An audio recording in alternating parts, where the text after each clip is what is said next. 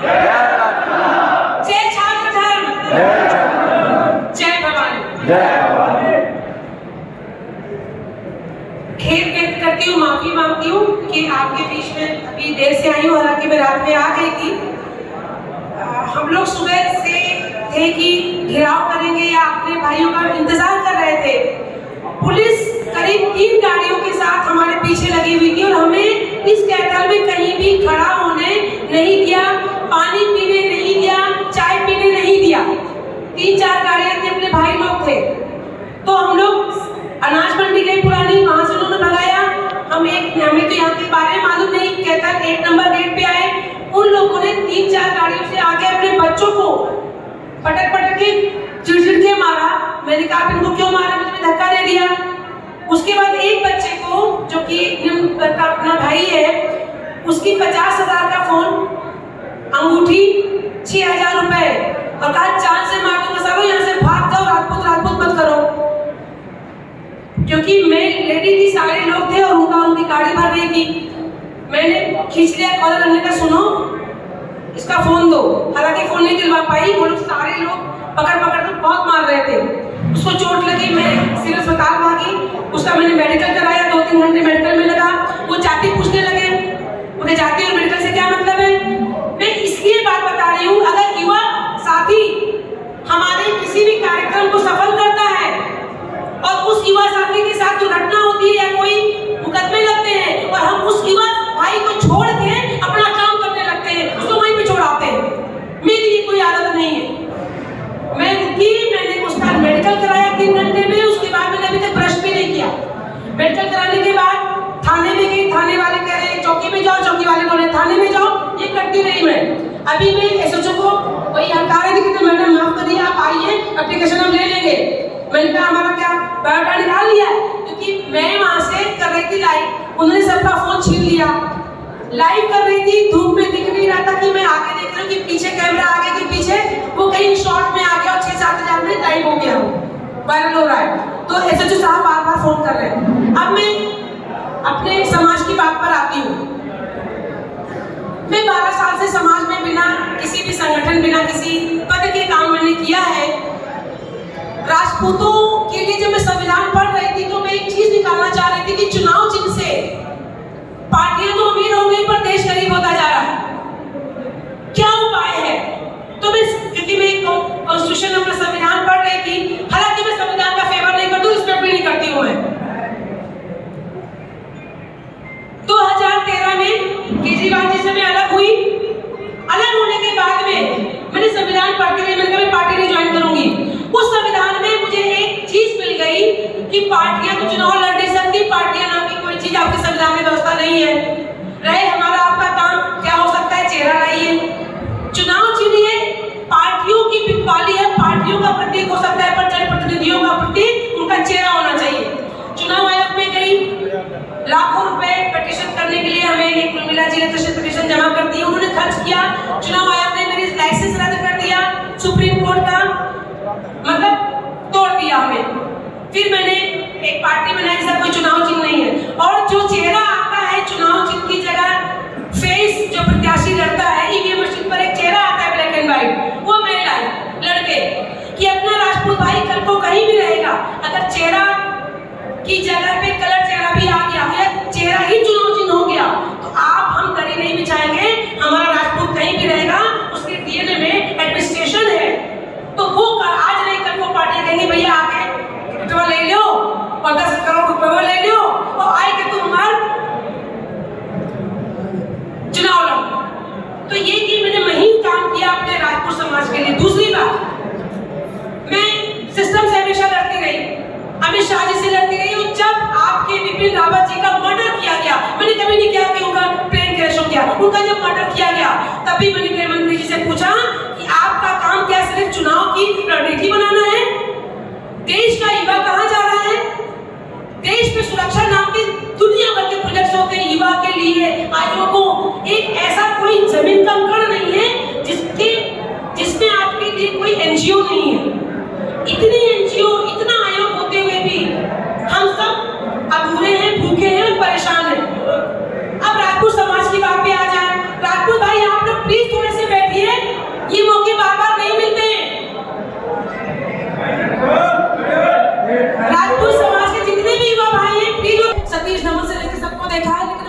नहीं थे। मेरे फादर ने सैकड़ों को नौकरी लगवाई। अमरीश बहादुर सिंह सर्वगन क्षेत्र है, रही जर्मनी में हूँ, बड़े बड़े दिल्ली लखनऊ में हूँ, संस्कार छोड़े नहीं है। खेत का बरहा भी जानती हूँ, मेरी भी जानती हूँ, और यूरोप का।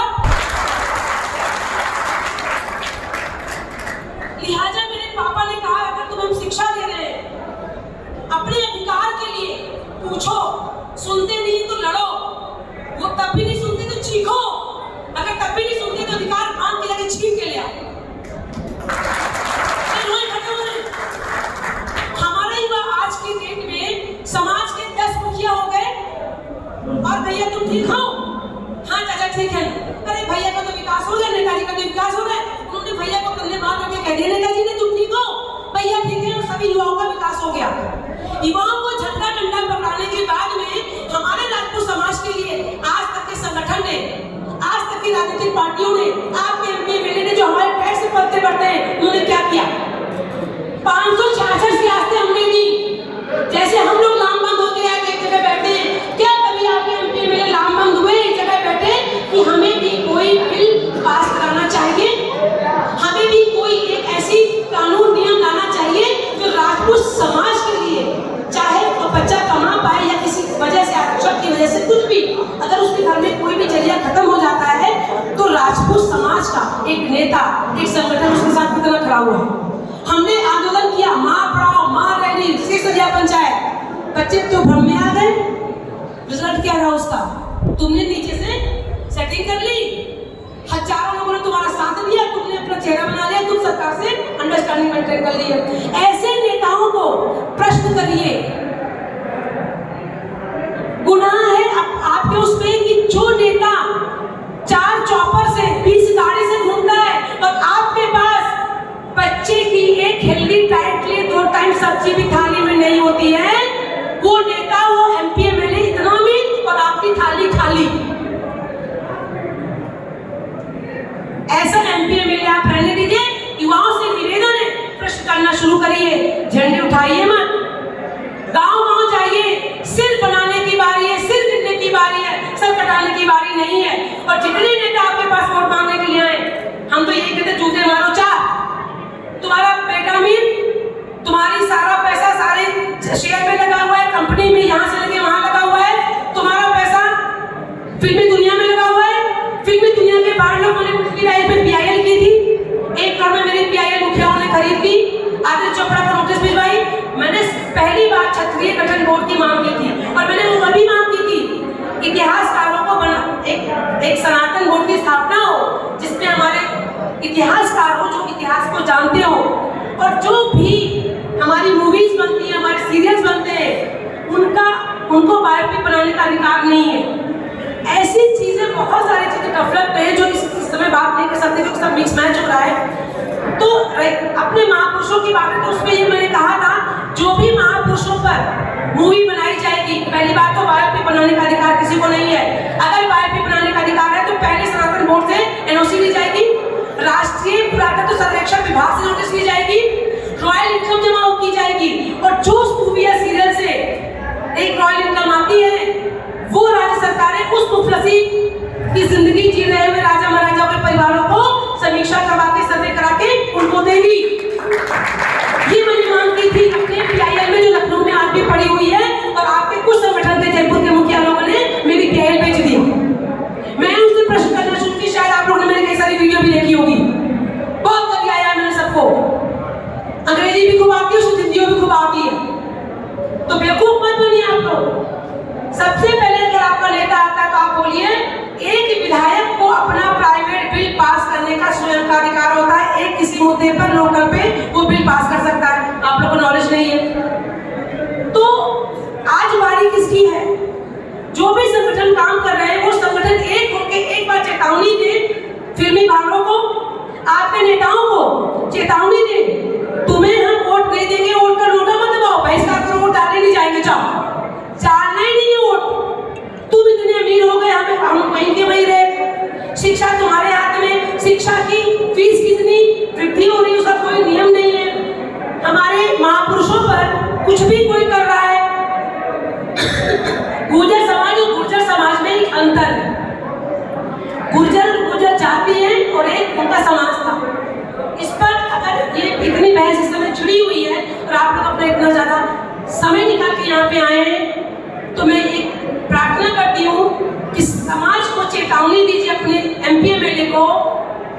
जब तुम लोग हमारे साथ यहाँ नहीं खड़े हुए हैं, हम तुम्हें वोट नहीं देंगे।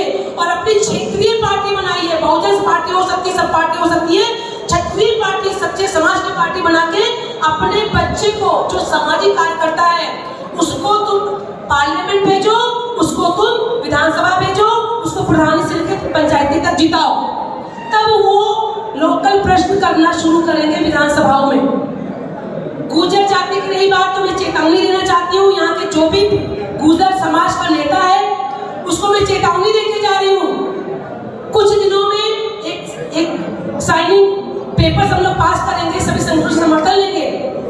जहां जहां गुर्जर समाज लगाया है वहां वहां क्षत्रिय लगाया जाएगा। दूसरी बात, आरएसएस मिस्टर भागवत को मैंने कई बार चेतावनी दी, लेटर पे लिखा है, ये राजनीतिक पार्टियां दो कौड़ी के समाज को बांट रही हैं, देश से अमीर सामाजिक पार्टियां हो रही हैं। इंद्रेश जी और आरएसएस के भागवत जी, इन्होंने मिलकर इस तरह से खेल खेला है। और वीके सिंह साहब को दिल्ली के NH24 को, NH24 का नाम क्या है, वो गुर्जर मिहिर जी का जो नाम है अपने सम्राट, हृदय सम्राट का, उसमें गुर्जर लगा दिया है। उसका उद्घाटन किसने किया है?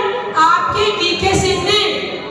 इन लोगों की रीढ़ की हड्डी गायब हो गई, इनके मुंह में फेविकोल चिपक गए। योगी जी भी तो आए थे उद्घाटन करने के लिए, उन्होंने कहा इसको पोतिए, काला करिए या छतरी लिखिए। आप ऐसे क्यों नहीं कर सकते?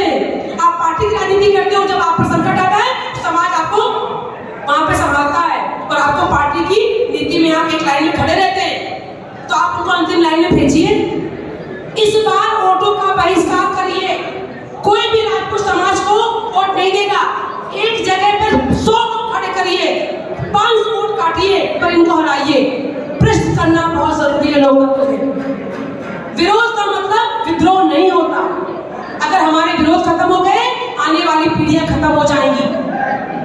मैं ज्यादा समय नहीं दूंगी, पर एक ही रिक्वेस्ट कर रही हूँ, जितने हमारे युवा भाई हैं, संगठन से बोले कि क्या काम कर रहे हैं, किस लिए संगठन बना हुआ है, क्या शिक्षा दे रहे हैं। हालांकि संगठन हमसे कोई पैसा नहीं लेता, पर फिर भी आप संगठन के मुखिया हो, आपसे पूछा जाएगा, आप परिवार के पिता, आपसे पूछा जाएगा।